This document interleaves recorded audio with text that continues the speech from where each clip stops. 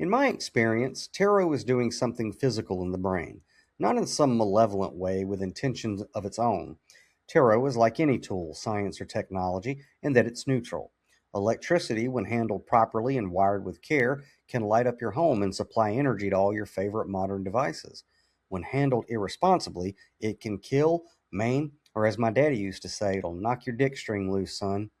The same principle applies to tarot and the intentions of whoever is doing the reading.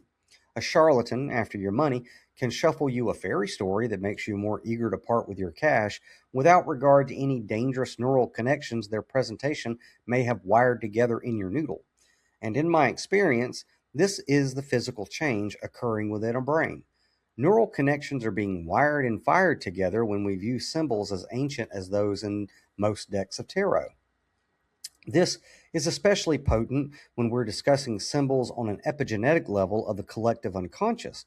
Symbols that, while they may be unfamiliar to the conscious mind, are written in the genetic coding of our unconscious going back generations upon generations. Again, to get a better understanding of what I'm saying, you really do want to pick up a copy of Man and His Symbols by Carl Jung. This recommendation is even more beneficial if you're messing with tarot in any form. Moving forward, I'll just assume you have and continue to explain why my experience indicates there is certainly a physical component to its usage. In my pursuit of gnosis, which would allow me to poke my head through the veil of this plane and see the gears, pulleys, and ropes of the play backstage, like the guy in the Flammarion engraving, the year 2012 had me balancing the fourfold nature. I was doing the work, as they say, intending to my emotional, mental, spiritual, and physical bodies through multiple practices. Meditation was a must. Yoga, breathing techniques, solar gazing, eliminating meat from my diet, flooding my body with alkalinity in any way I could get it. These were all efforts I was making to not just read about the life Christ Yeshua promised us, but to embody that life, having taken him at his word. A life where metaphysics and miracles were the primary experience and not just daydreams. And it was working. Little by little, the other side was pushing through in all the wondrous ways you hear about. Synchronicity was accelerating. Thoughts and feelings were bending the simulation in very notable ways. Encounters of just the right people at just the right times were becoming commonplace. My physical body pulsed with an electric current that the more alkaline I became, and everything I touched was turning to gold. The tale of Paulo Coelho's Alchemist was becoming the cliff notes of my experience.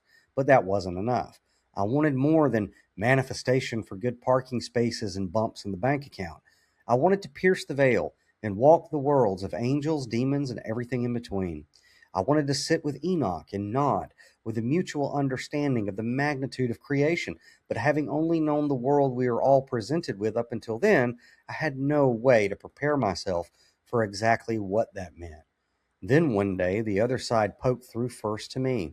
For the full transmission, including exclusive articles, videos, podcasts, and commentary you won't find on social media, visit downloadedcontent.com. While you're there, be sure to join the DLC newsletter so you never miss new releases, exclusive content, or future transmissions.